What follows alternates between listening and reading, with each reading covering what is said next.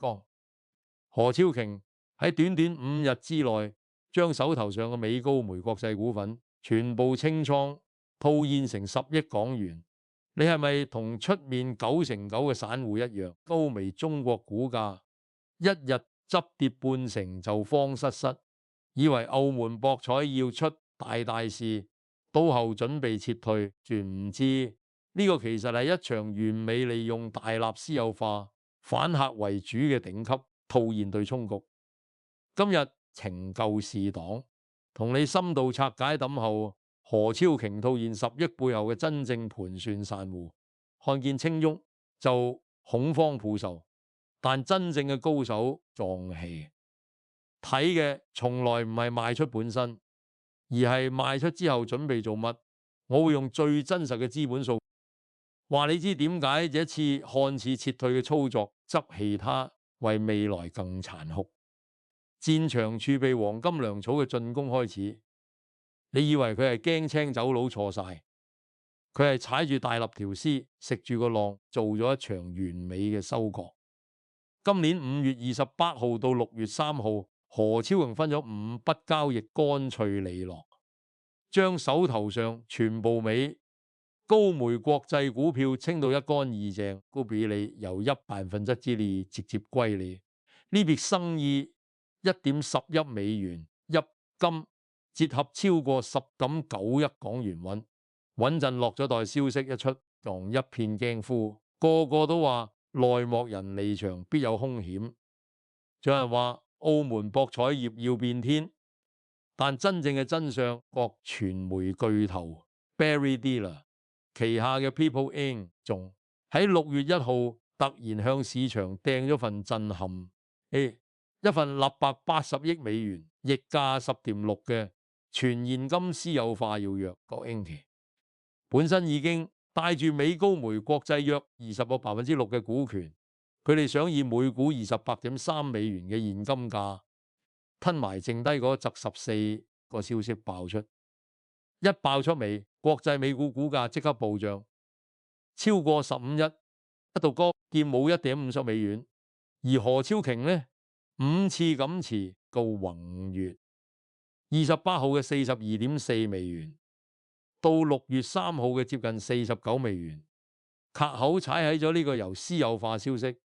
推升嘅歷史性最高日價窗口上面。個唔係健方出圖，呢個係頂級投資家對高流動性與極致日價嘅完美收割。佢用別人嘅私有化野心，自己換翻咗最寶貴嘅現金儲備。你可能會問，點解何超瓊要咁堅決喺美股套現？因為大數定律同風控指標喺度向佢拉響最刺耳嘅警報啊！你望真啲美高梅國際盤數，截至2025年末，呢間美股母公司總資產約513億美元，總負債高達380.97億美元，資產債率高達92。呢個數字代表咩？代表呢間公司幾乎係頂住把刀嚟行路。喺美國持續高利率嘅環境下，呢個債務啟磨意味住每年要倒貼幾十億美元嘅利息。為咗還債，2026年4月，高梅國債已見賣 Northfield Park 核心資產，套現5.36億美元，全部用嚟填氹。知維加斯嘅叫目仲喺度縮緊，遊客量同酒店入住率都喺度跌緊。呢種情況就好似一架引擎着咗火嘅飛機，你仲唔跳傘？等幾時？學掛身，一生不防守至上。作為皇繼承人嘅何超瓊點會唔知呢個道理？佢深知喺呢種負期望值嘅債務泥潭入面，多留一日都係同概率死磕。佢呢次清倉嘅美高梅國際係美股上市嘅母公司，而唔係佢親手添旗嘅港股。美高梅中國，佢係美高梅中國，仍然黏住21店 C19股份，繼續做佢嘅董事長。澳門叫目穩如泰山，佢將美國嗰邊嗰啲高負債、非核心嘅股權套現成真金白銀。呢個動作就係喺暴風雨嚟臨前，將沖位由危險嘅美股調去最穩陣嘅現金陣地。呢個就係保住本金、立於不敗之地嘅最聰明選擇。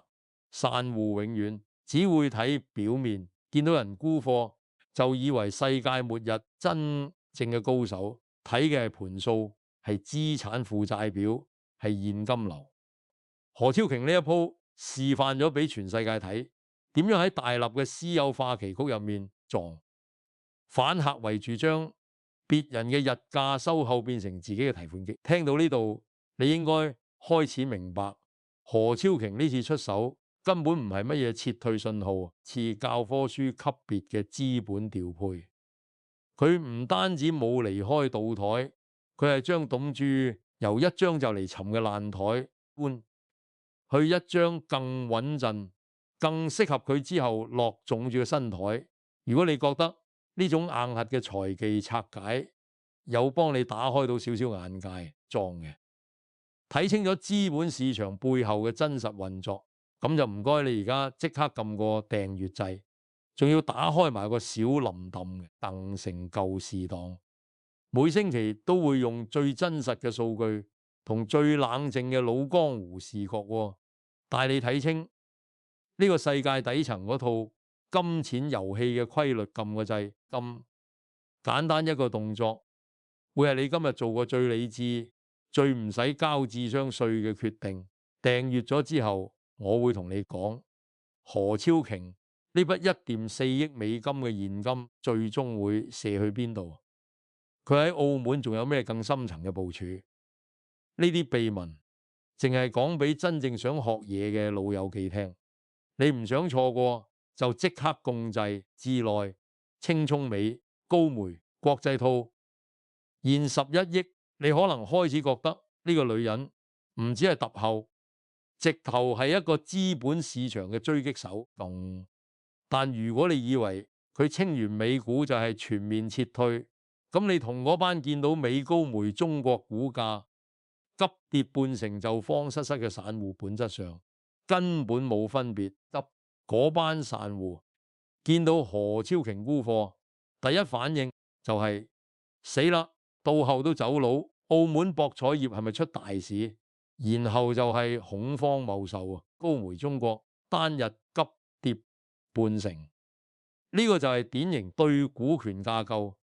一無所知嘅韭菜式誤判。你以為佢賣咗美高梅國際就等於退出澳門嘅？你連佢賣緊邊舊嘢都未搞清楚，我哋嚟拆解何超瓊呢堪稱大師級嘅股權隔離技術。佢喺澳門嘅博彩王國，佢嗰個董事長位置，佢對美高梅中國嘅決策話語權，全部係嚟自佢個人同控股公司直接持有嘅。港股上市嘅美高梅中國移入2.49股權，呢筆核心股份估都冇個逼過。而佢清中嘅只係美國母公司美高梅國際 MGM US 嗰152嘅邊緣個人投資持股，係完美嘅非核心資產剝離，冇企負債累累，前景唔明朗。佢及時逼虎斷尾，套現11億港元現金，但喺澳門呢個佢真正掌控嘅業績，創歷史新高嘅核心主業上面，佢依然穩坐丁魚船。呢個就叫本金隔離。呢個就叫零損外防守，沽咗件你唔想要嘅爛衫，但係你間祖屋你係死都唔會賣噶嘛，係咪？普通投資者買股票淨係識得睇股價起落落，跌就慌，見到升就追。何超瓊作為頂級博弈者，佢睇嘅係控制權與確定性。你望真啲港股美高梅中國盤數舊現大樓啊，一樁似你交大三倍選現正收益，交大三倍失竊切照喐港元檢頭上 EBITDA 首次突破100億港元大關，執逼掂05億港元，整體博彩市場份額更係爬到歷史新高嘅16.1%。入公司擁有人應佔利潤50.75億港元，同樣增資咗10點幾。呢啲數字代表咩？代表佢喺澳門嘅核心項目唔單止冇問題，仲要係好到不得了，好到破晒紀錄個就係佢嘅主場，係佢最熟悉、勝率最高，而且擁有絕對管理權嘅地盤。喺呢度佢打死都唔會退。而美國嗰邊呢，嗰個佢無法控制、大立增突、高負債到要賣產還債嘅客場，佢就利落清莊，一啲留戀都冇。你買股票做生意係有少少風吹草動啊，就恐慌鳩談，將本金壓喺一啲你完全控制唔到嘅地方，定係學何超瓊咁本咁空啊，鎖死喺自己擁有絕對優勢嘅莊家資產入面。呢個就係散戶同資本家嘅分別。散戶買股票買嘅係一個號碼，資本家買股票買嘅係控制權同現金流。所以你而家明唔明點解佢買完美股、美高梅、中國股價雖然震一震，但根本冇傷到筋骨。真正識玩嘅人都知道，佢賣嘅只係一件外衣，佢件盔甲仲係絕得穩穩陣陣。你喺現實生活買股票或者重驗入面，就有冇試過？因為看見內部戶人賣股或者市場流言，慌失失金風冇仇，嗰一轉身就發現自己把最優質、最賺錢嘅核心老本在最底角割肉送人。歡迎大家而家喺下方留言區分享你嘅誤判熱繳械教訓，大家一齊交流，睇清規律，自唔使再交智商稅。你一個留言裝，可能就係幫緊另一個戰友避開佢從來冇諗過嘅細節陷阱。快啲留言，我等緊睇你哋嘅故事。撞拆解完何超瓊點樣將美股同港股嘅股權完美隔離，你應該開始睇得通呢個女人嘅棋路。佢唔係驚青講，佢係喺度做緊一個資本家最應該做嘅事，將子彈由一把就嚟生鏽嘅舊槍退翻出嚟，準備裝落去一支新炮入面。但係你可能會問撞啊，點解要咁急？點解要喺5日之內閃電完成？點解唔慢慢沽，等個價再好啲？因為佢睇到嘅唔係而家，未來3年、5年嗰場即將爆發嘅1000億燒錢大戰。我話你知，根據2022年簽訂嘅新浸牌合約當然被政府長治憂愁，必須喺非博彩項目上面投入天文數字。中心、大型演藝場館、文化藝術展覽，仲有酒店房間嘅大規模升級改造，全部都要錢，而且係數以百億計嘅錢。非博彩項目你以為好賺？我話你知回報周期極長，營運難度極高，短期內根本無法帶嚟博彩嗰種即時嘅現金流。佢哋嘅功能係用嚟幫澳門政府達成經濟適度多元化嘅政治任務，但對於博企嘅財務報表嚟講，就係一個個吸走現金嘅無底黑洞。6大博企一齊喺呢個細小嘅市場入面鬥砌，鬥起新場館，鬥整國際級表演，鬥搞豪華餐飲，個就係一場高強度內卷。你諗下，當你嘅競爭對手全部都要喺同一段時間內投入幾百億去做同一類型嘅項目，個市場嘅回報率會變成點？一定會被攤薄到一個非常危險嘅水準，而且呢項目嘅營運成本極高，請人、宣傳、維護全部係持續性嘅現金流出。喺博彩收入精節開始放緩嘅大環境下，呢種燒錢速度對任何一間博企嘅財務狀況都係一個致命嘅考驗。再睇深一層，澳門呢個市場嘅規模本身就有佢嘅天花板，每年嘅旅客量、每張凳位嘅平均收益，全部都有統計學上嘅極限。當6大博企一齊將之咁白入非博彩領域，而呢啲領域嘅收入增接又追唔上資本投入嘅速度，就會形成一個典型嘅資本報酬遞減現象。你投入100億，可能只能產生每年5億嘅回報，回本週期仲達20年。呢種生意財務上絕對唔係好買賣。何超共係一個讀過書、睇過世界嘅企業家，佢唔會睇唔到呢個趨勢。佢知道哇，喺呢個即將嚟臨嘅燒錢時代，邊個手上有最多現金，邊個就有最大嘅談判籌碼同生存空間。你手視住一堆美高梅國際嘅股票，股票嘅價值會隨住母公司嘅債務危機同市場情緒而波動，你完全控制唔到。但如果你將佢變成現金，你就擁有咗絕對嘅主動權，可以決定幾時出手，投資喺邊度，用咩方式入場。呢個就係選擇權嘅價值。現金就係你嘅選擇權，你可以選擇投資，咁可以選擇等待，可以選擇收購，可以選擇派息。但如果你嘅財富被鎖死喺一堆股票入面，你嘅選擇權就等於零，只能夠被動接受市場嘅判決，升就開心勝意，升就開心，跌就痛苦。就係將自己由一個被動嘅股票持有人過主動嘅資本配置者。你再望真啲何超瓊旗下嘅信德集團，佢哋喺大灣區同橫琴深合區仲有大型綜合體項目喺度搞緊合中醫藥科技產業園、橫琴信德口岸、商務中心，呢啲全部係燒錢嘅項目，而且全部需要持續嘅資金投入。舊木版圖從來都唔只係澳門就場咁簡單。佢哋喺地產、運輸、酒店同旅遊相關業務上面都有廣泛嘅佈局。呢啲業務特別係喺大灣區嘅發展項目，對資金嘅渴求係非常巨大嘅。何超瓊作為信德集團嘅主席，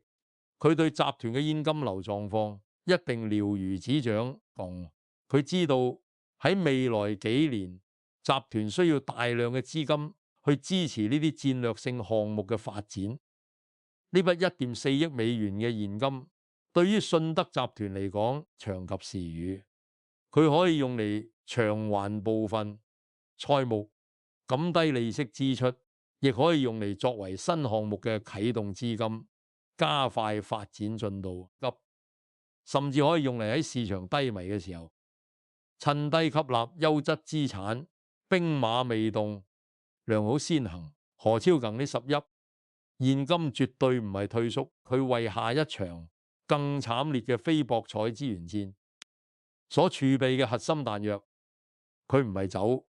佢係轉個彎，將資金由一張就嚟爛嘅豆台將更需要子彈回報更長遠嘅稻台。呢個就係道王繼承人嘅視野，佢唔會等人哋搶走佢個副身家，主動將副身家變成可以隨時開火嘅武器。何超瓊一生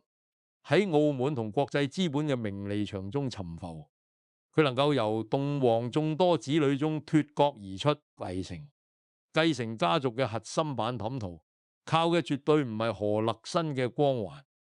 咁簡單。佢底層嗰套對風險同現金流控制嘅絕對自律，先至係佢嘅真功夫。就係一場漫長嘅隨機漫步，你永遠冇辦法預測下一次金融風暴或者大立爭奪幾時會殺到埋身。